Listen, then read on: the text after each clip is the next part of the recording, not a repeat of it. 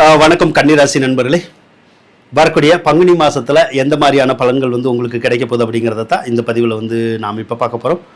முதல்ல குரு பகவானையே பார்ப்போம். குரு பகவான் உங்களுக்கு 4ஆம் அதிபதியாகி 4வது இடத்தையே பார்க்கறதுனால பூர்வீக சொத்துக்கள்ல இருந்த வில்லங்கங்கள் தீரும். சொத்து சுகத்தில் ஏதாவது பிரச்சனைகள் இருந்தால் அந்த பிரச்சனை தீர்ந்து ஒரு சிலருக்கு சொத்து பத்துக்கள் எல்லாம் கூட கிடைக்கும்.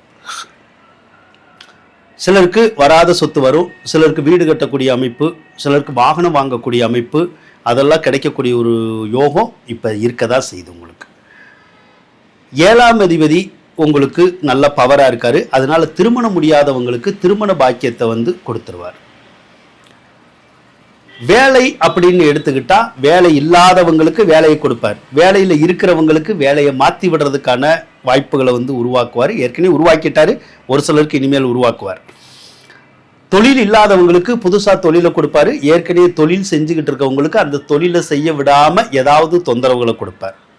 எவ்வளோ நாளைக்கு இந்த மாதிரி தொழிலில் ஒரு சிலருக்கு மட்டும் இடைஞ்சலை கொடுப்பாரு அப்படின்னு கேட்டால் மே மாதம் வரைக்கும் கொடுப்பார். ஏன்னா மே மாதம் 26ஆம் தேதி குருப்பெயர்ச்சி வரும். அது வந்துருச்சுன்னா அதுக்கப்புறம் தொழில் ஸ்தானத்துல எல்லாம் ஒரு சிலருக்கு சிரமம் இருந்துச்சுன்னா இருக்காது. அதுக்கப்புறம் நல்லா இருக்கும், தொழில் நல்லா செய்யலாம். அதுக்கப்புறம் நல்ல முன்னேற்றங்கள் இருக்கும்.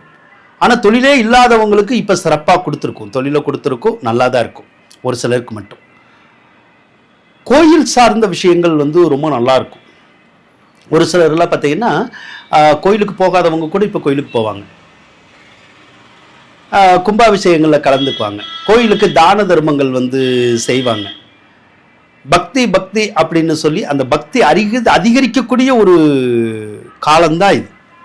அதனால கோயில் சம்பந்தப்பட்ட விஷயங்கள் கண்டிப்பாக மகிழ்ச்சி தரும். அதில் உங்களை ஈடுபட கண்டிப்பாகவே அந்த குரு பகவான் மனசை தூண்டி விடுவார். அதே மாதிரி 10ல் குரு இருந்துச்சுனாலும் இந்த கோர்ட்டில் ஒரு சிலருக்கு வேலை கிடைக்கும், ஒரு சிலருக்கு பேங்க்ல வேலை கிடைக்கும், ஒரு சிலருக்கு இந்த கோயில் சார்ந்த துறைகள் இருக்குல்ல அதில் வேலை கிடைக்கிறது கூடிய ஒரு அமைப்புகள்லாம் கூட இப்போ இருக்கதா செய்யுது. அடுத்து இப்போ 12வது இடத்துல கேது இருக்கு. 12வது இடத்துல கேது இருந்தாலே வீட்டில் யாருக்காவது மருத்துவ செலவுகள் வரும், அவ்வளோதான். ஆனால் பெரிய பாதிப்புகள் அப்படின்னு எதுவும் இருக்காது. இப்போ 7வது ராசியில் சூரியன் இருக்கார்.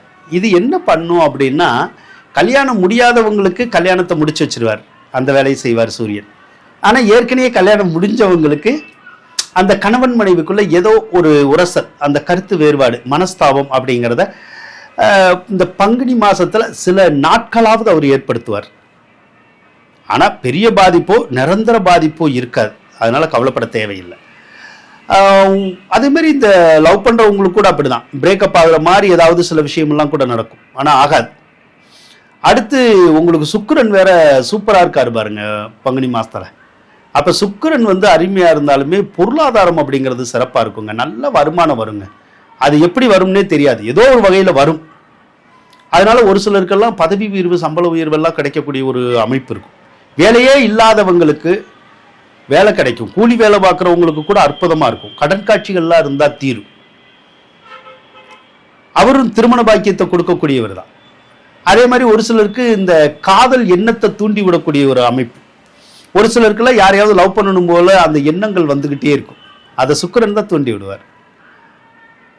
சரி, அதே சுக்கிர பகவான் மார்ச் 27ஆம் தேதி மேசத்துக்கு போவார். அப்ப மட்டும் அதுக்கப்புறம் ஒரு மாசம் வரைக்கும் இந்த வீடு சம்பந்தப்பட்ட வேலை, வாகனம் சம்பந்தப்பட்ட வேலை மட்டும் பண்ணக்கூடாது. வீடு சம்பந்தப்பட்ட வேலைன்னா வீடு கட்டக்கூடாது, எதுவும் வீடு குடி போறதா இருந்தா போகக்கூடாது.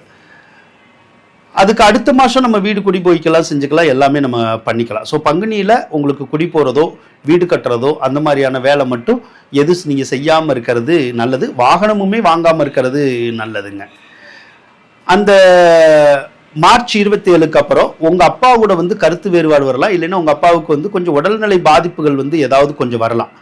அது ஒன்று தான் தொந்தரவு, மற்றபடி வேற எந்த தொந்தரவும் இல்லை. அதே மாதிரி இது வரைக்கும் 6வது இடத்துல இருந்த சனி பகவான் இப்போ 7வது இடத்துக்கு வந்துட்டார். இப்போதான் மார்ச் 6ஆம் தேதி தான் உங்களுக்கு சனி பயிற்சி. இது கண்டச்சனி தான் உங்களுக்கு. ஆனால் கண்டச்சனின்னா பயப்படணுங்கிறது இல்லை, இந்த 2 வீலரில் போகிறவங்க மட்டும் கவனமாக இருக்கணுங்க. ஏன்னா கண்டச்சனின்னா முக்கால்வாசி இந்த 2 வீலரில் போகிறவங்க தான் கீழே விழுந்துடுறாங்க. இது ஒன்று தான் தொந்தரவு, மற்றபடி வேற தொந்தரவு அப்படிங்கிறது எதுவுமே இருக்காது. அதே மாதிரி ஒரு சிலர்லாம் கடந்த காலத்தில் கணவன் மனைவி பிரிஞ்சிருப்பாங்க, அவங்கெல்லாம் கூட ஒன்று சேரக்கூடிய ஒரு அமைப்புகளை இந்த சனி பகவான் வந்து உருவாக்கி தருவார். அதனால நல்ல நேரம் தான், இப்ப நல்ல யோகம்தான் இந்த மாசத்துல உங்களுக்கு. செவ்வாய் பகவான் வேற இப்ப 7வது ராசிக்கு ஏப்ரல் 1ஆம் தேதி வருவார். அவரும் என்ன பண்ணுவார், அந்த கணவன் மனைவிக்குள்ள லைட்டா கருத்து வேறுபாடு ஏற்படுத்துவார். அதுவும் டெம்பரவரி தான், சில நாட்கள் தான். அதுக்கப்புறம் ஆட்டோமேட்டிக்காவே சரியாகி போயிடும். புதன் பகவான் வேற 7வது ராசிக்கு தான் வரப்போறாரு. ஏப்ரல் 6ஆம் தேதி வருவார். புதன் 7வது ராசியில் இருந்தாலும் நமக்கு நன்மையை தான் கொண்டு வரும். 6வது இடத்துல ராகு பகவான் இருக்கிறது இந்த நோய் கடன் பகையை வந்து தீர்த்து வைக்கிறதுக்குடைய வேலைகளை வந்து அவர் நல்லாவே செய்வார். ஆக கன்னிராசிக்காரவங்களை பொறுத்தளவுக்கு பொருளாதாரம் அதெல்லாம் ரொம்ப நல்லா தான் இருக்கு. மகிழ்ச்சிகரமான சம்பவங்கள்லாம் நிறைய நடக்கணும் அப்படின்னு இருக்கு. எல்லாமே நடக்கும் இந்த பங்குனி மாசத்துல. பொறுத்திருந்து பாருங்க. வாழ்த்துக்கள் நண்பர்கள்.